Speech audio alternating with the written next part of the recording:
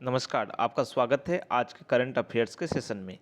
इस current affairs के session में हम उन सभी टॉपिक्स को कवर करेंगे, समसामयिकी को, आपके अगल बगल हो रही घटनाओं को कवर करेंगे, जिनसे आपका सरोकार है और जो आपको जानना चाहिए। ठीक है, तो बिल्कुल हमारे साथ आप सत्र में लास्ट तक बने रहिए और बिल्कुल हम वन बाय वन टॉपिक्स को कवर करना स्टार्ट करते हैं। सबसे पहला टॉपिक जो है वो संचार सारथी पोर्टल लॉन्च किया गया है। इस श्री अश्विनी वैष्णव हैं, उन्होंने मोबाइल फ़ोन का दुरुपयोग जिस प्रकार से हो रहा है, उसकी पहचान की चोरी, आइडेंटिटी की चोरी हो रही है, जाली केवाईसी आदि को लेकर के, ठीक है, यूनियन मिनिस्टर श्री अश्विनी वैष्णव ने संचार साथी पोर्टल को लॉन्च किया है, उसको लेकर चर्चा है। ठीक है, आप समझने का इस प्रकार से प्रयास कीजिए, इस पोर्टल का जो उद्देश्य जो है, एम जो है, आखिर क्या है, आखिर ये पोर्टल किन उद्देश्यों को लेकर लॉन्च किया गया है। मोबाइल कनेक्शन और दूर संचार से संबंधित विभिन्न प्रकार की फैसिलिटी आपको प्रोवाइड करेगा। ठीक है, पहचान की चोरी जैसा कि बताया, ठीक है, और दूसरी बात कि जो जाली केवाईसी है, केवाईसी मतलब नो योर कस्टमर, बैंकिंग धोखाधड़ी आदि चीज़ों को रोकने के लिए दूर संचार विभाग जो है और उसके तहत सी डॉट द्वारा विकसित किया गया है। ठीक है, इसे डेवलप किया गया है। और ये जो पोर्टल है, संचार साथी पोर्टल, ये पोर्टल जो यूजर्स हैं उन्हें कई प्रकार की सुविधाओं को प्रदान करता है। ठीक है, वे अपने नाम पर उन कितने पंजीकृत रजिस्टर्ड कनेक्शन उनके नाम पे दर्ज हैं, चल रहे हैं, उसकी जानकारी वो ले सकते हैं। ठीक है, और ऐसे कनेक्शन जो उनकी मर्जी से नहीं लिए गए हैं, उन चोरी से लिए गए हैं, जाली लिए गए हैं, उसकी सूचना दे सकते हैं। चोरी हो जाए फ़ोन या गुम हो जाए फ़ोन, उस मोबाइल को वो ब्लॉक भी कर सकते हैं। ठीक है, तो इस पहल के माध्यम से, इस पोर्टल के माध्यम से इवन मोबाइल फ़ोन खरीदने से पहले आप IMEI नंबर की जो उसको जांच कर सकते हैं, उसकी सत्यता की आप जांच कर सकते हैं। ठीक है, तो एक तरह से जो डिजिटल भारत है, डिजिटल भारत की पहल के अनुरूप इसे आगे बढ़ाया गया है और डेफिनेटली ये काफ़ी एक तरह से इनोवेटिव आइडिया है और इसको एक तरह से इम्प्लीमेंट करने से कई सारी फैसिलिटी जो है, जो आवश्यकता भी थी कि फ़ोन को ट्रैक किया जाए। और देखो ये जो तीन जो सुधार किए गए हैं पोर्टल के ढांचे में, कि CEIR है, केंद्रीय उपकरण पहचान रजिस्टर, और ये देखो कहीं भी फ़ोन कहीं गुम हो जाए या चोरी हो जाए, उसको ट्रैक कर किया जा सकता है, ब्लॉक किया जा सकता है। ठीक है, मोबाइल कनेक्शन को तो आप जान ही सकते हैं। ठीक है, और दूसरी बात कि ASTR है, एक आर्टिफिशियल इंटेलिजेंस और चेहरे की पहचान तकनीक है। ये टेलीकॉम सिम सब्सक्राइबर सत्यापन के लिए संचालित समाधान है। ये आर्टिफिशियल इंटेलिजेंस आधारित तकनीक है। ये मोबाइल फ़ोन कनेक्शन के विश्लेषण एनालिसिस की सुविधा आपको देता है। ठीक है, और इसमें जो है वो जो लॉ एनफोर्समेंट एजेंसी है, कानून प्रवर्तन एजेंसी है, और जो फ़ोन का मालिक है उसे IMEI बेस्ड फ़ोन चोरी सूचना संदेश भेजने जैसी जैसी सुविधाएं ये प्रोवाइड करता है। तो डेफिनेटली ये काफ़ी हेल्पफुल होने वाला है जिस इसे लॉन्च किया गया है। ठीक है, चलो इसे आपने समझ लिया। और देखो नेक्स्ट हम पढ़ते हैं, संचार साथी पहल है एक, संचार साथी पहल के बारे में, ठीक है, जानकारी हम लेंगे। संचार साथी पहल वही जो यहाँ पर देखो, यहाँ पर 117 करोड़ सब्सक्राइबर। देखो भारत की स्थिति जो वर्तमान में है, ठीक है, भारत ने जिस ये जो देखो संचार साथी पहल लॉन्च किया, तो अभी भारत 117 करोड़ सब्सक्राइबर्स हैं यहाँ पर, दुनिया में दूसरा सबसे बड़ा टेलीकॉम इकोसिस्टम है यहाँ पर। कम्युनिकेशन के अलावा मोबाइल फ़ोन, बैंकिंग, मनोरंजन, ई लर्निंग, हेल्थ सर्विसेज, सरकारी सेवाओं का लाभ उठाने के लिए उपयोग किए जा रहे हैं। इसलिए इम्पोर्टेंट हो जाता है कि उपयोगकर्ता जो हैं, यूजर्स जो हैं, उन्हें पहचान चोरी, जो आइडेंटिटी जो चोरी है, जाली केवाईसी है, मोबाइल उपकरणों की चोरी है, बैंकिंग धोखाधड़ी है, आदि ऐसे विभिन्न जालसाजियों से उपभोक्ताओं को सुरक्षित रखा जा सके, उसी दिशा में ये पहल की गई है। उपयोगकर्ताओं को संरक्षित करने के लिए दूरसंचार विभाग ने ये जो पहल लॉन्च किया है, इसमें जैसा कि मैंने ऑलरेडी मेंशन कर चुका हूँ कि कनेक्शन की जांच कर पाएंगे या जाली या अनावश्यक कनेक्शन की रिपोर्ट भी ये कर पाएंगे। ठीक है, अब नेक्स्ट है हमारा टॉपिक सागर परिक्रमा। इसमें देखो इसके 5वें चरण की शुरुआत हुई है महाराष्ट्र के रायगढ़ से। ठीक है, अब इसका जो मोटिव है, देखो इसका जो पहल जो लिया गया है, आखिर इसका उसमें उद्देश्य क्या निहित है, तो सागर परिक्रमा जो है, तो सागर परिक्रमा का उद्देश्य है कि प्रधानमंत्री जो मत्स्य संपदा योजना है, PMMSY, और जो किसान क्रेडिट कार्ड है, ठीक है, ऐसे जो विभिन्न मत्स्य योजनाओं हैं और योजनाएं हैं और कार्यक्रम हैं, उसके माध्यम से अपनी जो आर्थिक संभावना है उसकी उन्नति के दौरान मछुआरों और हितधारकों के सामने आने वाली जो चैलेंजेज हैं उसका सॉल्यूशन प्रोवाइड करना है, उसका समाधान प्रोवाइड करना है, ठीक है। और सारा सागर परिक्रमा जो है 75वें आज़ादी का अमृत महोत्सव की भावना के रूप में जो है सभी को एकजुटता देता है। इसका जो नोडल मंत्रालय है वो मत्स्य पालन, पशुपालन और डेयरी मंत्रालय है, ठीक है।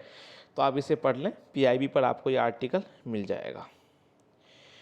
नेक्स्ट है, देखो अभी क्या हुआ है रिसेंट में, सरकार ने जम्मू कश्मीर को लेकर एक मतलब अनाउंसमेंट की है, ठीक है। सेब मालिकों को लेकर, जो सब बागान मालिक हैं, न्यूनतम आयात मूल्य पेश किया है, ठीक है। इसे बोलते हैं MIP, इसे बोलते हैं मिनिमम इम्पोर्ट प्राइस।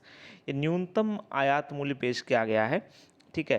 तो अब देखो जम्मू कश्मीर में जो इसको लेकर क्या मायने रखते हैं ये, ठीक है, जो सेब बागान मालिक हैं वहाँ, उनके लिए किस प्रकार से ये फ़ायदा करेगा, किस प्रकार से उनके लिए बेनिफिशियल है ये, ठीक है, जिस प्रकार से ये, तो आप समझो सबसे पहले कि ये न्यूनतम जो आयात मूल्य है ये है क्या, ठीक है। देखो ये क्या है, ये घरेलू किसान जो हैं उन्हें आयात के जो ऑफेंसिव मूल्य होते हैं निर्धारण, उससे सुरक्षा प्रदान करने के लिए एक अस्थायी टेम्प्रोरी उपाय है। इस कीमत में कम वस्तु पर कम इस कीमत से कम पर वस्तु के आयात की अनुमति नहीं है। ये जो सरकार ने तय किया है, इससे कम पे इसे नहीं खरीदा जा सकता, इससे कम पे से आयात नहीं किया जा सकता। इससे क्या होगा, जो डोमेस्टिक लेवल पर जो उत्पादन करते हैं, ठीक है, उन्हें इससे फ़ायदा मिलेगा। जो विदेश व्यापार महानिदेशालय है, DGFT, ठीक है, उसने ये जो वो नियम बनाती है, निर्यात और आयात से संबंधित नियम वही बनाती है। और आपको बता दें कि ये जो है वाणिज्य मंत्रालय है उसी की एक शाखा है ये, ठीक है। और सेब के लिए जो MIP जारी किया गया है, मिनिमम इम्पोर्ट प्राइस, इसका मोटिव है कि अन्य देश से जो सेब आएंगे उसका जो कर मुक्त टैक्स फ्री जो आयात होगा, इंपोर्ट होगा, उसको रोका जाए। और इनके जो निजी हित हैं, जो घरेलू जो बागान मालिक हैं, जो घरेलू स्तर पर जो सेब उपजाते हैं, स्थानीय जो सेब उद्योग है, लोकल जो सेब उद्योग है, उसकी रक्षा की जाए, ठीक है। तो उसके तहत क्या है, देखो 50 रुपये प्रति किलो से कम कीमत वाले किसी भी सेब का आयात इंपोर्ट नहीं किया जा सकता। 50 रुपये का कैप लगा दिया गया है।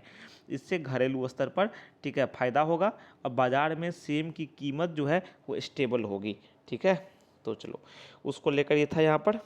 आशा है कि आपको समझ में आया होगा ये। इससे जो घरेलू स्तर पर, स्थानीय स्तर पर जो किसान हैं, जो उत्पादक हैं, उन्हें फ़ायदा होगा।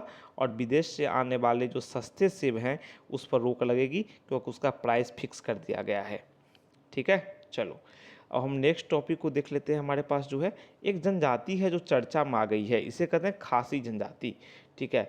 आप देखो खासी जनजाति, सबसे पहले आप ये देख लो कि जनजाति जो है ये मेघालय की जनजाति है। और पहले आप ये भी उससे पहले आप ये भी समझ जाओ कि चर्चा में क्यों आई, ठीक है।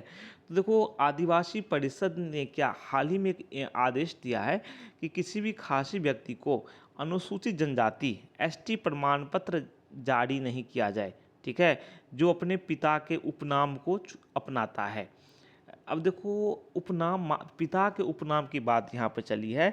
खासी जनजाति में क्या है, मातृसत्तात्मक समाज है, ठीक है। अब मातृसत्तात्मक क्या है कि वहाँ पे देखो एक तरह से सबसे पहले आप इसका स्ट्रक्चर समझो कि खासी, पहले समझ लो खासी लोग क्या है। देखो एक स्थानीय जाति समूह है उत्तर पूर्वी भारत में, मेघालय में है ना, जाति समूह है। और ये आपको जो आपको असम और बांग्लादेश के कुछ हिस्सों में भी दिख जाएंगे, ठीक है। और ये खासी और जयंतिया पहाड़ियों में रहते हैं, ये मेघालय के पूर्वी हिस्से हैं उसमें रहते हैं।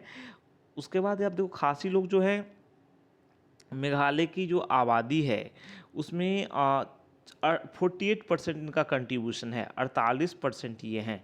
और यहाँ के इसकी सामाजिक संरचना जो है, यहाँ मातृसत्तात्मक समाज है। मातृसत्तात्मक समाज मतलब जैसे मान लो कि मातृसत्तात्मक समाज में कि इनके यहाँ जो विवाह वगैरह होता है या फिर उसमें ना मातृसत्ता को प्रधानता दी जाती है। मातृसत्ता को प्रधानता देने से आशय यहाँ पर यह है कि अब देखो जैसे कि मान लो विरासत की बात करूं, संपत्ति की बात करूं, तो खासी समुदाय में सबसे छोटी बेटी है ना, उसे विरासत का सबसे ज़्यादा हिस्सा मिलता है। अब इसमें देखो उसे माता पिता, अविवाहित भाई बहन और संपत्ति की देखभाल भी करनी पड़ती है। छोटी बेटी को सबसे ज़्यादा महत्व दिया जाता है, उसे बोलते हैं खात डूड बोलते हैं, ठीक है। तो अब वो क्या है, लीड करती है घर को, वो सब कुछ देखती है, ठीक है। और यहाँ पे क्या है, अब जो विवाह जो होता है, या फिर आप सरनेम की बात यहाँ पर करो, आप देखो विवाह जो यहाँ पर होता है, तो किसी को भी मतलब संतान जो होते हैं ना, अब यहाँ के देखो जो खासी जनजाति में देखा जाता है कि यहाँ के जो बाजार में जो है, उसमें दुकान पर महिलाएं काम करती है, आपको दिख जाएंगी। वहाँ पर जो सरनेम है और जो संपत्ति है, माँ माँ से बेटी के नाम पर दी जाती है, ठीक है। माँ के आधार पर फिर बेटी के नाम पर रखी जाती है, ठीक है। बच्चे का जो नाम जो होता है वो पिता से जुड़ा होता है, लेकिन इस समुदाय में ऐसा नहीं होता है। बाकी जगह आप देखोगे बच्चे का नाम पिता के सरनेम से जुड़ा आपको पाया जाता है, ठीक है, कई जगह प्रायः होता है यह। लेकिन इस समुदाय में क्या है, बच्चे को अपनी माँ का सरनेम लेना पड़ता है। उसी को लेकर ये आदेश जारी किया गया है, एक उसने आदेश जारी किया है, ठीक है, जो न्यूज़ में भी आया है, तो उसको लेकर चर्चा हो रही है। तो उसमें ये कहा गया है कि जो अपने सरनेम को छुपाता है, आदिवासी परिषद ने कहा है कि जो अपने सरनेम को छुपाता है उसको SC ST प्रमाण पत्र नहीं दिया जाए, ठीक है। तो इसी कारण से ये समुदाय चर्चा में आ गया, ठीक है। और यहाँ पे लड़कियों का जन्म होता है ना, ये लोग बहुत खुश होते हैं, और लड़कियाँ दूर दूर तक पढ़ने जाती हैं, ठीक है। यहाँ पे लड़कियाँ अच्छी अच्छी पढ़ाई करती हैं, लेकिन पुरुष ज़्यादा शिक्षित नहीं होते, ठीक है। ये महिलाओं की इस समुदाय में महिलाओं की जिम्मेदारी काफ़ी ज़्यादा होती है खासी समुदाय में। बिल्कुल ये अनूठी समुदाय है, इसलिए भारत में कहा गया है भारत विविधताओं वाला देश है। यहाँ एक तरह से एकता जो है ना, वो विविधताओं में ही देखने को मिलती है। यहाँ मातृसत्तात्मक समाज है। वैसे भी हम कहते हैं कि नारी जो है सर्वत्र पूज्यते, ठीक है, नारी की हर एक जगह पूजा होती है, सम्मान होता है उनका। लेकिन यहाँ देखो बिल्कुल मातृसत्तात्मक समाज है। नारी को बिल्कुल, नारी की भूमिका समाज में एक तरह से परिवार में काफ़ी महत्वपूर्ण मानी जाती है। तो बिल्कुल चर्चा में ये टॉपिक रहा, तो हमने समझा कि खासी जनजाति क्या है और मातृसत्तात्मक समाज की वहाँ क्या भूमिका है। तो आशा है कि आपको समझ में आया होगा। इसी तरह हम करंट अफेयर्स का सेशन लेकर के डेली उपस्थित होंगे। फिर कल मिलते हैं नए सेशन में। तब तक के लिए आज्ञा दीजिए और कहिए नमस्कार। Thank you.